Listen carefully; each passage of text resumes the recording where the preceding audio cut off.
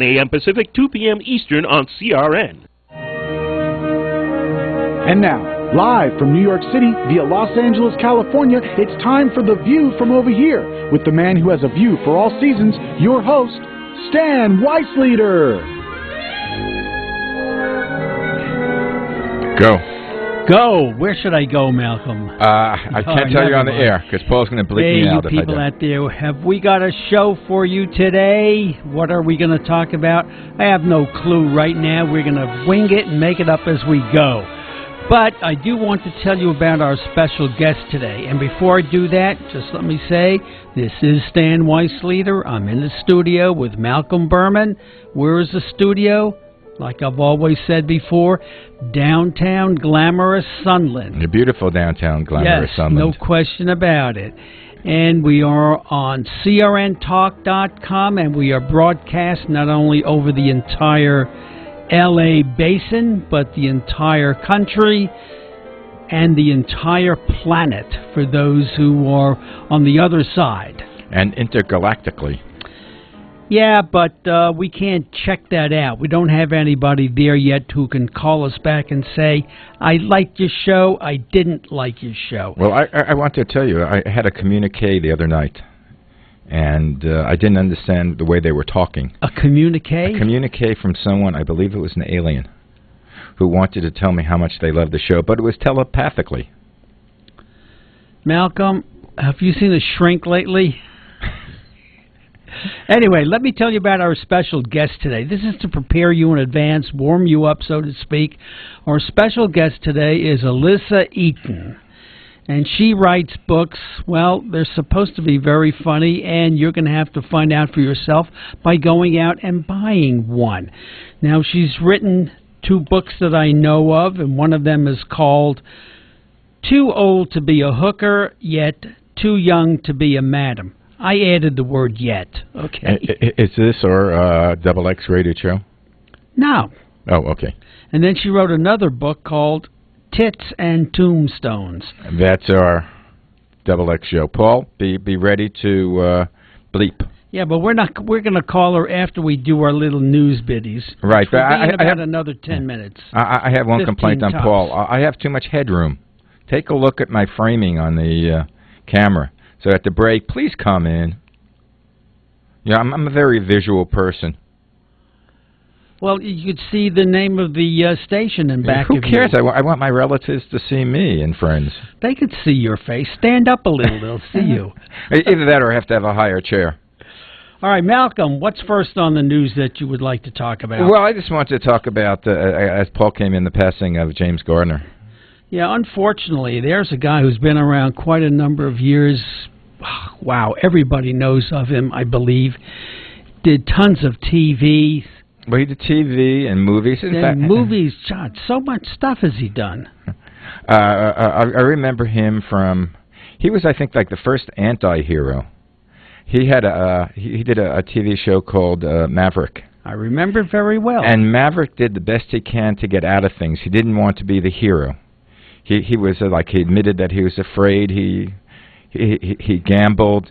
He was, as I say, the original anti-hero. Like most people. Like most people. But at that time, you had your John Waynes, you had your Gary Coopers. Hey, not everybody could be John Wayne or Clint Eastwood or Gary Cooper. Right. They were your Mavericks. And then he did, of course, everybody knew him as Rockford. Jim Rockford. Yeah. Yeah, he was supposed to be, well, he wasn't quite a tough guy detective. It was kind of a detective that always got kind of beat up. He always got beat up, and he always was, down to his last dollar. And he lived in a trailer, I think, in Malibu. Well, at least he lived in a good area. Remember, it's right. Location. And then I think that one of the last things he did was 8 is Enough. Was that the name of it?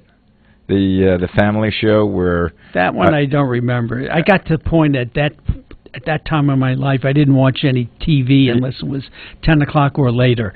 Well, it was the original show with John Ritter as in that part, and when John Ritter suddenly died, James Garner came to replace him. Oh, well, I'm not familiar with that one. Sorry. And then he did the movie, which I love, with him and Doris Day. I think it was I forget the name of the movie. He made 2 movies with her.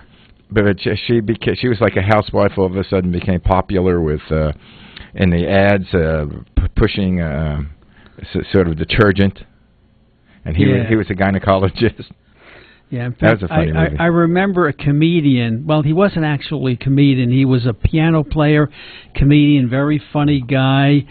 Oscar Levant. Remember him? Oscar Levant, yes. And I believe it was on one of these late night shows. It may have been, well, not far back as Jack Parr, probably Johnny Carson. He made the comment. I thought it was very funny. He was talking about Doris Day, and he said, "I knew her before she became a virgin." That sounds like him. He has one of my favorite quotes. I don't know if it's a quote, but he always hated Los Angeles.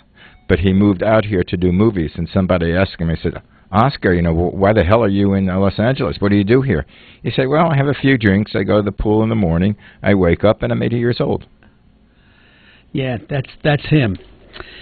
Anyway, what else do you have? Let's get on to some other things. Well, did you know that where's the most popular place in the world, in the country, anywhere, to commit suicide? I know that San Francisco is now building a net over the under the Golden Gate Bridge. They are. Well, the Golden Gate Bridge has been and still is the most popular suicide junction in the world. Well, remind me not to go there. Don't go there, Malcolm. I always thought the Brooklyn Bridge was also one of the top spots. Well, I don't know. Maybe it was before the Golden Gate was bridged. I'm not sure. Well, I guess they don't want to commit suicide in polluted water. Well, when they made that bridge, it took them, I remember the bridging of that bridge, of that harbor, it took a few years, and it was used as a backdrop in a number of different movies, the construction site. But that I don't remember. Yeah, right. You could catch them on TCM if you stay up late enough. Did you know that there are still over 900 million people that are overweight in the developing nations? Well, that's because they have poor nutrition. Well, they're supposed to be starving there, yet there are over 900 million of them overweight. Yeah, that was they were starving until McDonald's came. Then they started giving them all the caloric, oil-rich foods. We have McDonald's in Uganda and places like that? We have McDonald's every place. Oh. But I was just reading something in the paper the other week about how obesity is now taking the place of cigarette smoking as the main cause of illnesses. Well, what if you're a fat smoker? Then you don't live to be over 25, so... Oh, okay. Oh, speaking of 25, some archaeologists dug up in Luxor, which is in Egypt, a 3,000-year-old brewery in Luxor, Egypt. So that means the Egyptians way, way, way back, 5,000 years ago, they knew how to party. But I think they gave the brew to their to the workers who build the pyramids, because you had to, it's hard work. You had to take the beer break. Yeah, okay, I'll buy that. In fact, speaking of buying that, do you know that it cost to make a penny? It used to cost 2.41 cents to make a penny. Now it costs only 1.8 cents to make a penny. Now, what are pennies made of? I know originally it was copper. Zinc. Copper. It's an alloy of some kind. How many years ago have they been talking about doing away with the penny? They talk about it every forever. Year. But it's like, it's a historical thing, tradition, if you will. Even a nickel, it used to cost more than 11 cents to make a nickel. Now they've reduced it down so it's a little over 9 cents to make a nickel. Just a little story about pennies. I remember when my son was about 6 years old and we're walking to school, and the first block he bends down and he sees a penny, and of course he picks it up, puts it in his pocket. We walk another block and we're waiting for the traffic light, right? And he bends down and there's another penny, and he picks it up and his face beams and he says, "How lucky can I get?"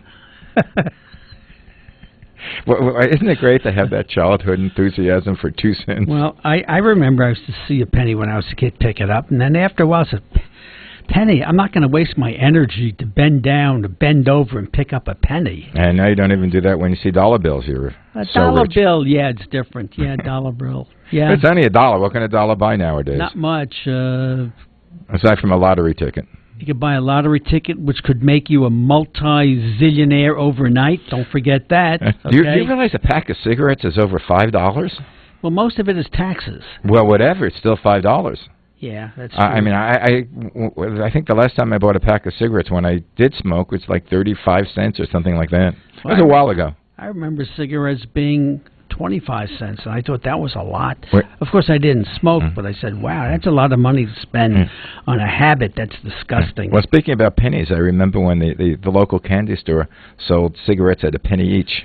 Did they have candy stores in L.A.? I don't know, because I was not raised here. Paul? I think that was on New York kind of thing. You don't know? Say something. Paul says no. He's No. shaking his Okay. head. Okay, he's going to have to keep his finger ready for when Elissa comes on for the bleeps. Well, I told Elissa to go full. I mean, don't spare the horses. Yeah, listen, Malcolm, what do you think about all the crap that's happening in the world today? You know what the Russians told some of their people, and some of these idiots actually believed it? That Flight 17, the Malaysia Flight 17, already had dead bodies on board, and that the pilot bailed out, okay, and the Ukrainians shut down the plane. All of this conjured to embarrass the Russians and their flunkies, the so-called separatists. It sounds logical to me. It does, huh? But well, as I remember, since the Cold War started, Russia has always had difficulty in assuming the responsibility of its actions, and many times they would try to wiggle out of a situation by making the most outlandish of statements that nobody believed. Right, but you have to realize that the press and media in Russia or any of these countries are very much controlled. So the people don't necessarily hear different versions. They hear the version that their government puts out. Even now? Even now. Well, I'm not a resident there, so I couldn't say one way or the other. I think the only American station they can put on is Fox. Fox, okay. Paul, how much we got to the, how much for the break? 2 minutes? Okay, I guess we'll have, Paul, we'll have Elissa ready right after the break? Okay, very good. So, quickly, 2 minutes. What do you have to say? Well, this business with Hamas is really very disturbing because when they originally agreed with Gaza, then when they moved out, Israel actually removed by force whatever Israelis were left. When they moved out 10 years ago, those Israelis that wanted to stay were forcibly removed, okay? And I know that that country was receiving tons and tons of materials with which to build infrastructure, hospitals, schools, whatever. And what did they build? They built tunnels. And why did they build the tunnels? Well, we know why they built the tunnels now. And it wasn't for a subway, that I could tell you. Okay. The thing that I object to now in the news coverage is the body count. I mean, I almost become anti-Israel when I hear, 500 Palestinians were killed, majority of them children and women, and 3 Israelis, and you say, oh my God, it reminds me a lot of what happened during the Vietnam War when they had the body counts. Here we go. Anyway. 60 seconds left. Okay, you people out there, don't go away. You stay with us because we have a very interesting guest coming on after this break, and I think she will knock your socks off. And you're listening to The View from Over Here on crntalk.com. And stay tuned. We'll be back in a few minutes.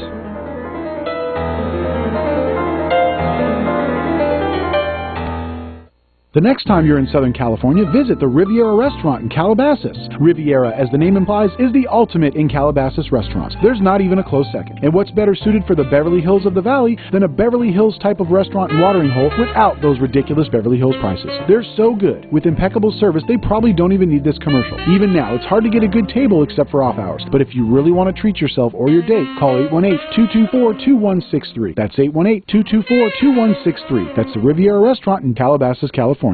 Hi, folks. This is Larry Minetti, and many of you out there suffer from skin problems. Well, I've been telling you for months how to solve that problem. It's called Herpantocin. It's the most unique and effective formula on the market. It cleans your skin from the inside out. It gets rid of all kinds of acne on your back, your neck, your face, so you can feel and you could look like a movie star. Herpantocin is a natural supplement. It was created by Dr. Wayne Diamond and his staff, and trust me, this really works. I've been on these supplements for over a year now and never had a problem. There is no reason in the world to wake up and be afraid to look in the mirror. You trust Larry. Just try it. Call 888-467-4200. 888-467-4200. Time's running out. You're maxed out on your credit cards. The collection calls are coming every day, and now you're 2 payments behind on your mortgage. Every time you turn on the radio, there's some cheerful couple telling you how they got out of debt overnight. Their stress is gone, and everything's just wonderful. Come on. The truth is, what sounds too good to be true is too good to be true. Banks don't build skyscrapers so you can walk in and settle your credit card debt for pennies on the dollar. You need real help, and you need it now. Not bankruptcy. That should be your last choice. We're Credit Card Relief, and we've been helping people just like you for nearly a decade. We're the only attorney-driven program dedicated to helping you get out of debt in months instead of years, saving you thousands, and without risking your family home. We know what we're doing, and we don't make promises we can't keep. The consultation is free, and the relief is real. 800-981-7595. 800-981-7595. 800-981-7595. Trying to sell your old car? Instead, donate your vehicle to Heritage for the Blind. Pickup is free, and your donation is tax deductible. Just call 1-800-785-9618. Heritage for the Blind accepts cars, vans, trucks, and boats, whether they run or not. Call right now and receive a free 3-day vacation voucher to over 50 locations. Call 1-800-785-9618. Donate your car today. That's 1-800-785-9618.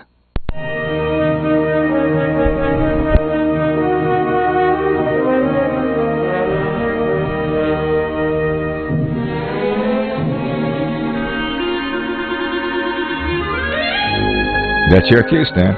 Okay, we are back. This is Stan Weisleder and Malcolm Burman in the studio.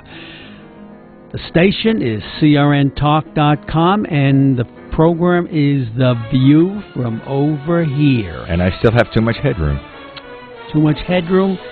And Paul's going to come into the studio. You're going to have to swell your head a bit, Malcolm, so as to fill up the empty space. Let's talk about let's talk to our special guest, Elissa. And is it Elissa or Elissa? It is Elissa Eaton, Eaton alive. Okay, Elissa. Eaton alive? Well, yes. Is that your name, alive? Well, my name is Elissa Eaton, and my writing name is Eaton alive. Because when they're terrible in Hollywood, I chew them up and spit them out. Ah. Okay, all right. So you're known as the white shark? The alphabet. Oh, okay, that's cute. Paul, what are you doing, fixing his headshot? Okay, hold on, Elissa, while Malcolm gets his headshot fixed by our engineer. As a former photographer, there's too much headroom, and it's an unbalanced picture. Malcolm, but you're unbalanced, so what's the difference? You got the picture that I wanted in there. Oh, yes, you see it? The other one's, boy, my assistant is coming back tomorrow. I will be really relieved. Well, either that, or you're going to have to learn how to, work the computer. Well, I kind of do, but where I live has to learn how to not have outages. You know what I mean? Yeah. Where do you live? We don't have to know your address for our listeners, but what part of L.A. or what part of the country do you live in? Between Beverly Hills and Laurel Canyon. Oh, okay. How long have you been living there? Oh, maybe about 10 years or so or more. Because of that... I never give years. Uh-huh. Because that area was famous for all these rock people. Were you there during I've been living there. My God, I've been living in the hills forever. I was a teen runaway at about 16. So I've been living in the hills forever, and I used to hang out with all the really cool people, like Three Dog Night and, you know, all that. Where are you from originally? You said I am from L.A., from California. Wait a minute, you were a runaway from L.A. to go to a different part of L.A.? Well, I'm a Jewish-American princess that was born in Beverly Hills. You're a Jap? I'm a Jap. Wow. Yes. Beverly Hills High School? Oh, yes. No years. No years. I'm past my expiration date right now. All right. Did you ever go to the New York Alumni Association meetings at Beverly Hills High School? No.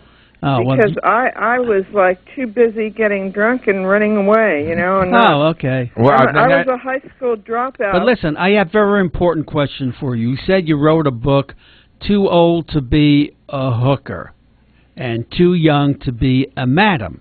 Yet we had a very famous madam, okay, who like hit the front pages back in 95. That's 1995, and she was only about 30 years old at that time. Who was that? Heidi Fleiss. I just read an obit that her father passed away. Her father just passed away because he tried to do a money scam with her. I met her in an AA meeting. I was in rehab and everything. And I met her in an AA meeting, and I told her about my book, and I gave her a bookmark. Isn't that hysterical? And she was really sweet to me. So you never became a madam? No. And you were never a hooker? I don't think I'm an answer that one. Oh, well, that you just did, believe it or not.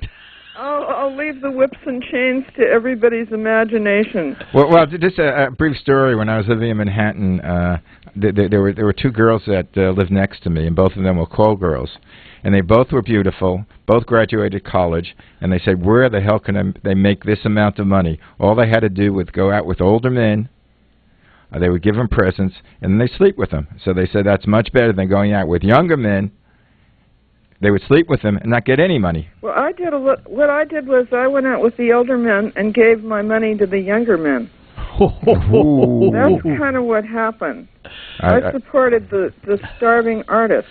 So that's why you have nothing left. From the couching, the casting couch, you know? When I went up on the elevator and pressed the button of the third floor after getting every interview in Hollywood, the girls were kind of looking at me and wondering where I was going. All right, Lisa, we have our break coming up. Paul in the control room is bugging us now. 60 seconds. Don't go away. We'll talk a bit, then we'll hear the music will get louder. But you stay with us, and you'll come back right after the break, and you'll finish up the hour with us. You're listening to The View from Over Here on crntalk.com.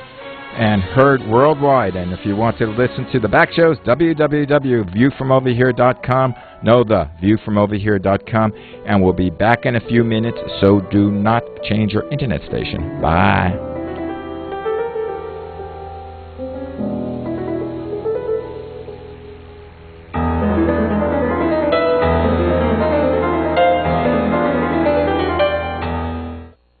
The Trees, an epic novel by Stan Weisleder, told in the Godfather fashion, with two-thirds of the book taking place in Las Vegas and describing the transition from the mob to Howard Hughes to corporate America. This book is Las Vegas. Jim Santangelo from the International Brotherhood of Teamsters said, I didn't grow up in New York or Las Vegas. I grew up in Jersey City, but I know everyone in this book. I loved it. Hal Rothbart, publisher, says, I wish I had written it. The Trees by Stan Weisleder. I owe over $10,000 to the IRS. I don't have the money, and now my wages are being garnished. You need tax representation. I'm really worried. The IRS just sent me a letter and they want to audit my business. You need tax representation. But who can I trust? Tax Representation Incorporated. It's a fact that if you owe taxes, the IRS has the power to take everything you own, including your home, your business, and even your freedom. If you receive a letter from the IRS, don't ignore it. Call Tax Representation Incorporated, and we'll be on the phone with the IRS to stop the threats within the same day. Guaranteed. Don't ignore it. If you're being audited or have years of unfiled tax returns, a federal tax lien, or worse yet, been issued a wage garnishment or bank levy, let the expert staff of tax attorneys and enrolled agents protect you from the IRS and get you the best tax representation and settlement guaranteed. We'll be on the phone with the IRS to stop the threats same day, guaranteed. Call 800-574-3001. 800-574-3001. 800-574-3001. 800-574-3001. Did you know that with a bachelor's degree, on average, you can make almost twice as much over a lifetime than a person with just a high school diploma? Yes! According to the U.S. Census Bureau, you can make almost twice as much. Going back to college is now easier than ever. There are select online colleges that provide laptops to their students. In fact, there are thousands of college programs on your laptop. You can go to college anywhere and everywhere right from a laptop. Call My College Laptop and you can find hundreds of programs from accredited colleges and universities nationwide. Start a new career in law enforcement, business, information technology, healthcare, and hundreds of others. Call My College Laptop to find an online college that will provide you with a laptop. In no time at all, you can double your earning potential. Double your earning potential. Call now, 1-800-731-4185. That's 800-731-4185. 800-731-4185. Owe $10,000 or more to the IRS that you can't pay? Call now for immediate help. At the Tax Relief Line, we help people just like you. If you take on the IRS alone, you could be facing levies, liens, even wage garnishments, personal or business tax issues. If you owe $10,000 or more to the IRS, call now and see if you can pay less. They can freeze your bank accounts, even garnish your wages. Call the Tax Relief Line now for immediate help. Our expert team of tax professionals will negotiate your tax problem and deal with the IRS for you. If the IRS is threatening you with levies, wage garnishments, or seizing your assets, call now and see if you can pay the IRS less. 866-657-8401. 866-657-8401. 866-657-8401. 866-657-8401.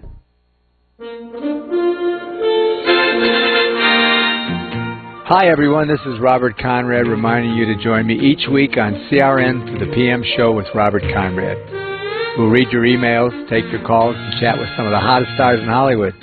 Tune in Thursdays to the PM Show with me, Robert Conrad, right here on CRN Digital Talk Radio.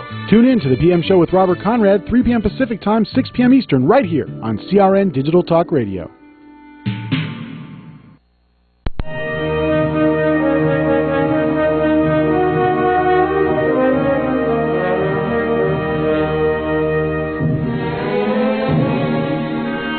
Take it away.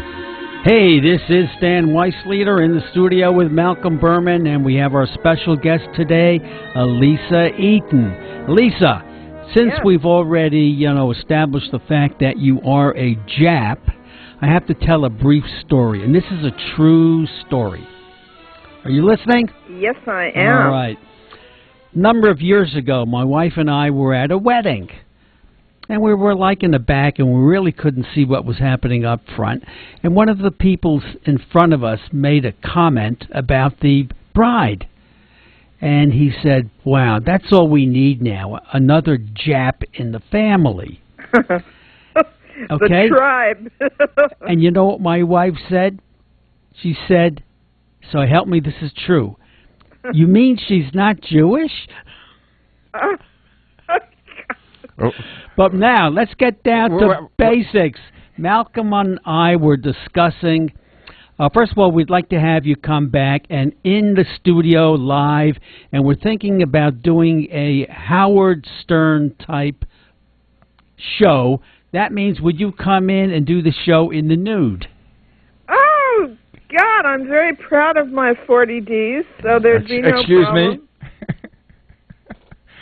What are you wearing now, young lady? What am I wearing now? Oh, yeah, Paul is with me. Absolutely nothing, because guess what? What? You're not on my time slot, but I wanted to get on your show because I did, I looked you guys up and the show looked really great. And I don't wake up until like around 11 o'clock. But I got a wake-up call this morning so I could hang out with you.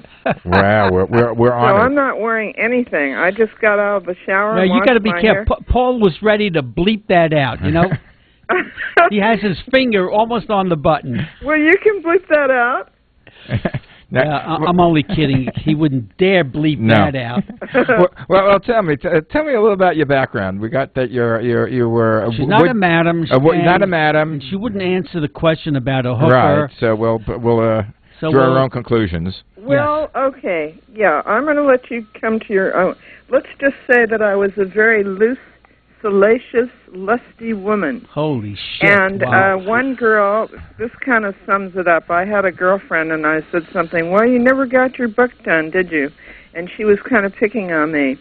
And I said, well, I mean, come on, I did it. I'm in all the Barnes & Nobles and all the top bookstores in L.A., and she said, quote, unquote, well, you pleasured enough men to write about them.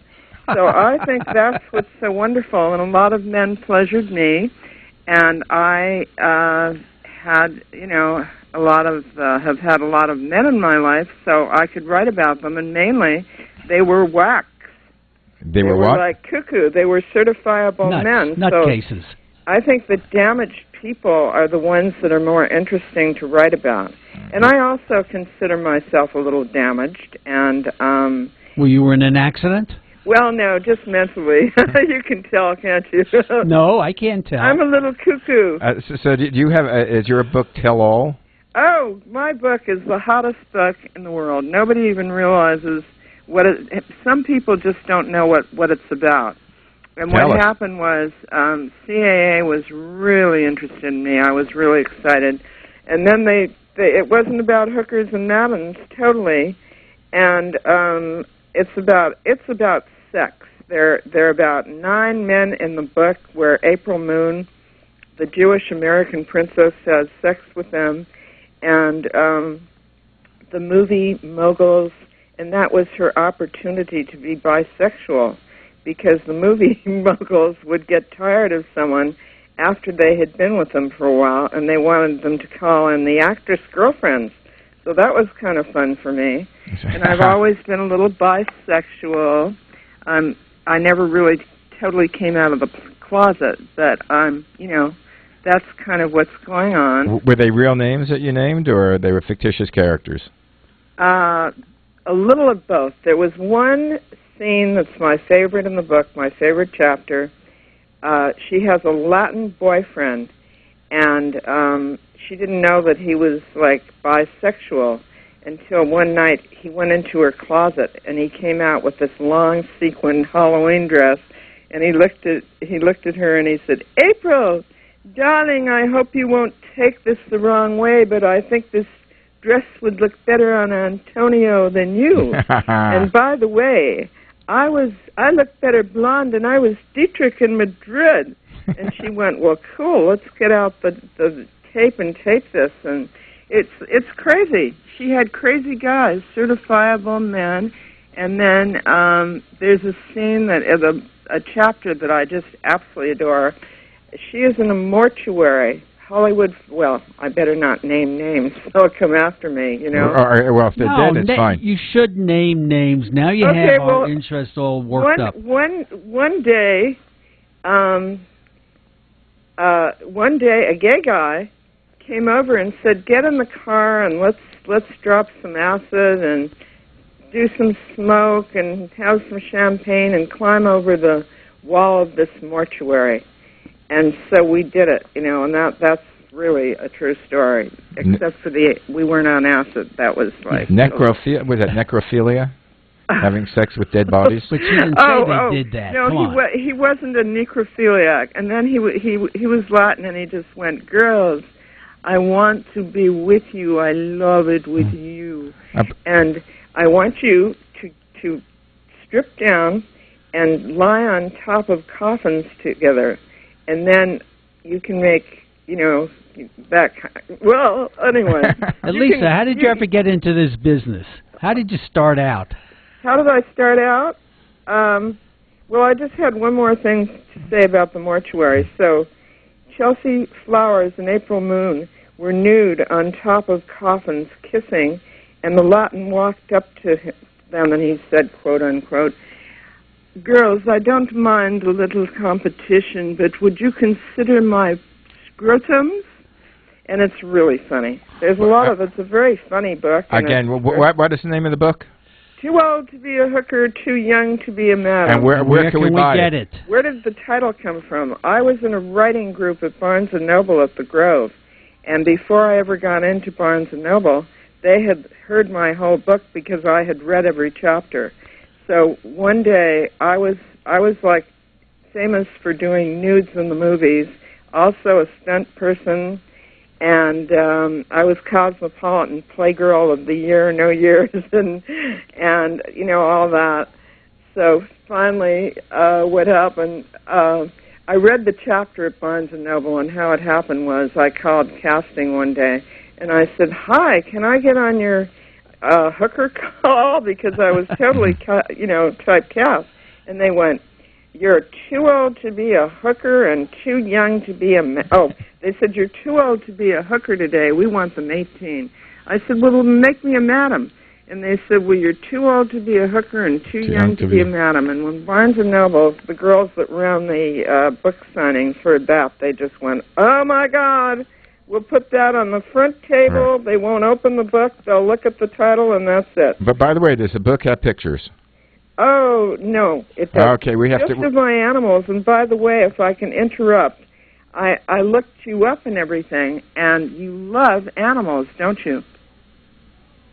You have a whole a whole Facebook with animals that you're a rescuer? Me? Well, we did some little bit about that. Yeah. Not a lot. You know what I mean? But that's very cool because I adore animals. I'm like an animal activist. I'm not going to go over to the next question because that would be too long. Well, I have a question. You wrote another book, okay? And I believe the title is Tits and Tombstones. Okay, well, I was in theater at Theater 40 in Beverly Hills, and I had a one-woman slice of life show on Jean Harlow. I was very intrigued by Jean Harlow because I was in a lot of theaters, and so it was produced at the Santa Monica Playhouse, and it had a different name. It was a different play. I've written 12 plays, and suddenly I decided to do a film. So I have a film right now that I produced and wrote, which is, I'm doing the film festival circuit now, and it's called Tits and Tombstones, and it's about Jean Harlow. And I have a 2-act play where Clark Gable and she are together, and all these William Powell and Mama Jean and a gardener that wants to come and trim her bush, and all kinds of... I didn't know Eva Gardner actually she was a gardener then. Yeah. Come into her backyard and trim her bush. Right. So anyway... There's a big age gap between Jean Harlow and Ava Gardner. One died in the 30s, and the other one started out in the late 40s. Right. Jean Harlow died in 1936. But she was, about 27, 28? She was 26. 26.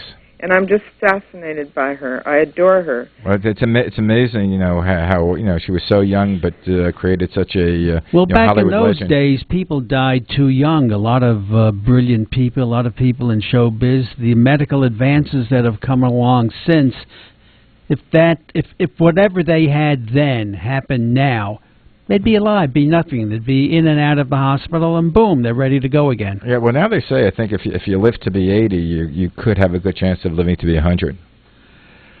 Well, Ooh, I've seen ads put scary. out by the insurance companies where they expect people to live well into their hundreds. Oh, God. Oh, my God. Well, people are living longer. You got to just look at these statistics all around you. In fact, the insurance companies in their mortality tables now assume 120 as the cap. and they work backwards from there. So I have a few years to go. 120 is the 110 of now. Right. Right? Yeah, definitely. Yeah. In today's age, the 120 is the 110 of today's age. So I have a great film and on Jean Harlow, and it's very, very steamy and hot, and it's on YouTube. Only sizzles, only 2-minute sizzles, the rehearsal and 2 shows, because the film festivals do not like you to show the whole film until they get it, and they want to be the first one. So you have that in the can already? It's complete? Oh, yeah. And this segment is on YouTube? Huh? The segment is on YouTube. Yes, in fact, I'm going to give you the YouTube sizzle. It's Eaton Sizzle, www.youtube.com. Elissa, yeah, that's it. In fact, I believe you did send that to us already, and I know you wanted a copy of the show. Paul, don't forget, you have her email address. He's nodding, yeah. Okay, he's not falling asleep. He will send you a copy of the show. Well, whether you want it or not. It's I'd yours. love it. In fact, when we get off the phone, I'll leave my P.O. box, thing, and you can send it there. That would be really great. Yeah, you heard that, what Paul, kind of, right? Okay. Do you send it a CD or a DVD? Yeah, MP3, I think. Uh-huh. Yeah, your assistant will tell you all about the MP3s. Oh, if you boy, don't know about it. Can't wait till she comes back, let me tell you. So where can we get your website? What is your website that the people can look you up? Okay, she's making me up a new website. Okay. Right now, I have tons of pictures on Amazon.com, and I'm on LinkedIn, and I don't do a lot with Twitter, You don't tweet? Now, you sent us some pictures which you appear to be sitting down looking at this younger blonde actress. Would that be Jean Harlow? I sent you that? Yeah. Oh, in other words, where I was doing my Mae West impersonation? Oh, is that what it is? Okay. Oh, okay. I had a blonde wig on, and the editor blew me up bigger than the actress, which was not my idea. And the other girl is the actress, the smaller one. Okay, I was wondering who the third one was. And that's like on the cover of the sizzles and the films. And I have the film in black and white and color. And the thing is, the black and white, what's so great about it, it looks like the period. It's very film noir looking, you know what I mean? Right. But the quality of the color is so amazing. When they do clouds in heaven, and it was just an amazing shoot. I mean, I learned something from this. If I can get a little philosophical, I learned the art of walking away. I never did that before, because when I was involved with my projects, I used to hang out with the actresses. They'd come over for dinner and wine, and everything was great. But this particular actress and I did not have the same vision, She wanted to do a sob story on Jean Harlow, and I wanted comedy. I wanted it to be funny. So we found a director that was really brilliant, and I just walked away and said, hey, do it. And when I saw it, I was blown away. It's a little gem. It's a piece of heaven. And then I have the 2-act play to back it up, and a one-woman show. And are these on tape or? No, the play is not on tape. No. I have to ask you a very embarrassing question. Uh-oh. Uh-oh. Well, it's not what you think. Uh-oh. With all of your activities, the plays, the movies, etc., the books, are you making enough money at it to live? Oh, yes, because basically I've always had a wealthy family. Oh. And a trust fund. So what happened basically was when I was doing these movies and these nude movies, and they were all with, big stars, you know what I mean? They were big movies. And it was like I worked with Robert Redford, Clint Eastwood, I worked with Clint Eastwood, not in a movie, but anyway, we won't go into that one. No, please. Maybe we should go into it. Yes, but we're going to do it after the break. Well, we maybe not. I don't want to get sued. But maybe I'll get Clint on the phone. Oh, okay. And you can talk to him. That would be fun. Call him on the cell phone in the meantime, Malcolm. Okay. We have to go. We're up against the break. And don't go away. You hang in there. We'll be right back. On crntalk.com, the view from over here. Stay tuned, and we'll be right back with some more scintillating materials. Some more nonsense. Be right back.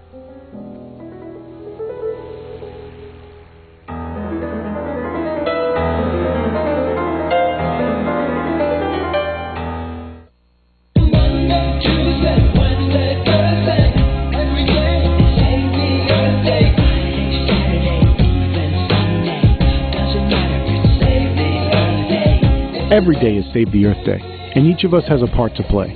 For more information and how you can do your part to save the Earth, contact us at SaveTheWorld.net. That's SaveTheWorld.net.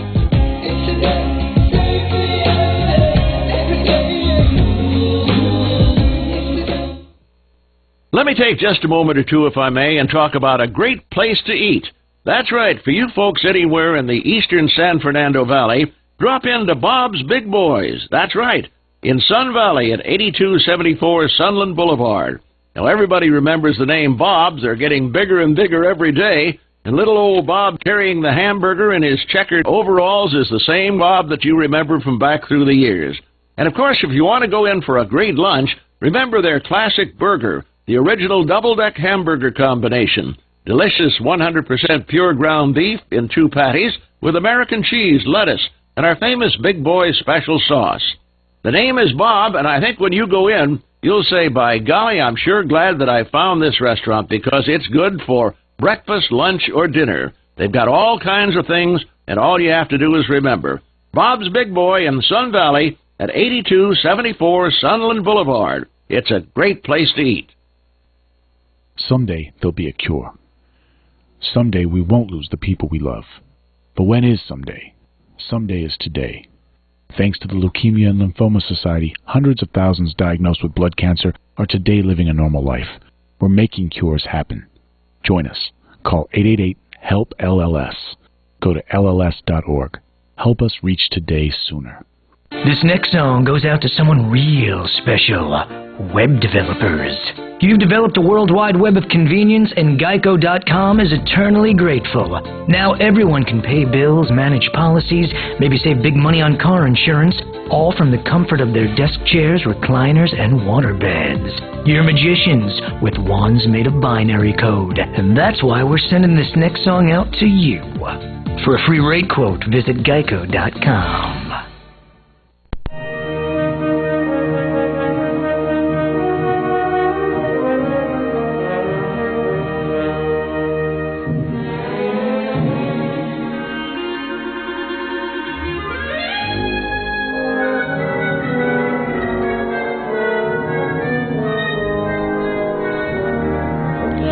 Okay, we are back again. Stan Weisleder here with Malcolm Burman in the studio, and our special guest, who we're going to finish up with, Elissa Eaton. Elissa. Hi, I just wanted to tell you who I was inspired by. I was inspired by Tennessee Williams, and my favorite quote from him, "A prayer for the wild at heart who live in cages." I mean, I just can't believe what they do to animals these days, but I'm not going to get into that with you. But I was also inspired by Jackie Collins, who was my Brit connection when I lived in England, and Jacqueline Suzanne. And basically, my favorite review, I have a lot of very glowing reviews on Amazon.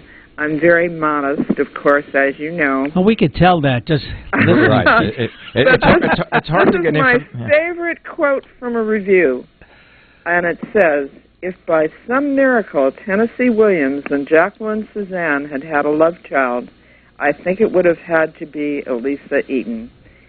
Oh, well, that's a hell of a compliment. I know, but see, my book has a lot of depth and a lot of soul and a lot of heartache, and you know, any woman that is promiscuous has to, you know, go through the ramifications of what happens.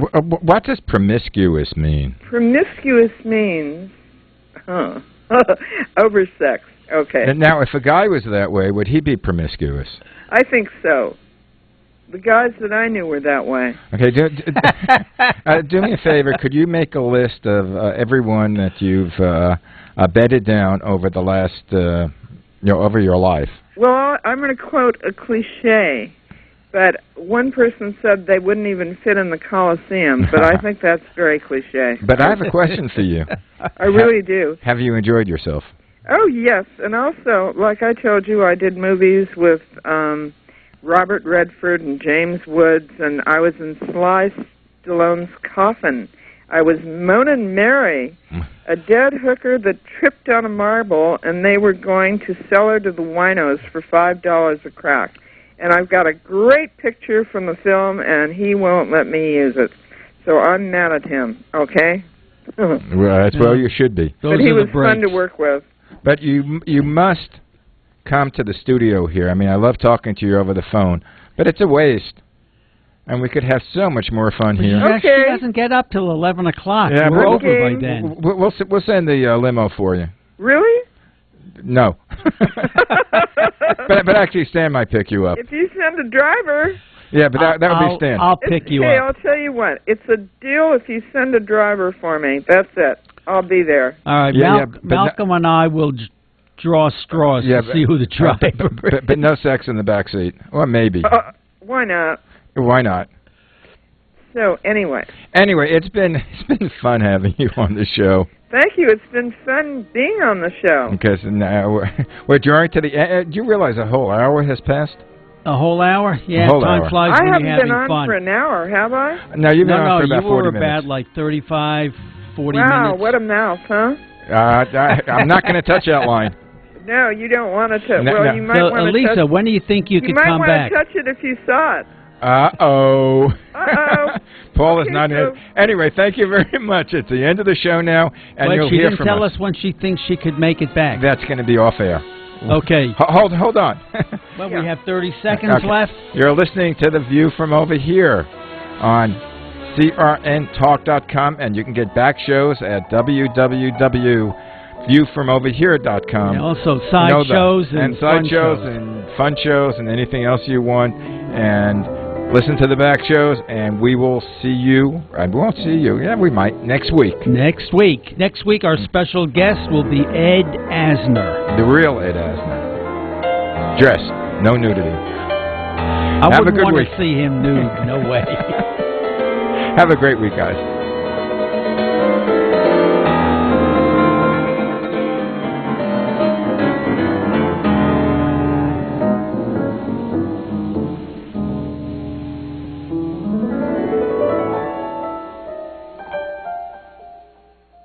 The View from Over Here is a co-production of Infinity X and TBG International. For further information, contact Malcolm Burman at 818-687-2784. That's 818-687-2784. Which was most appropriate because that was your theme. Are you tired of hearing your favorite talk radio shows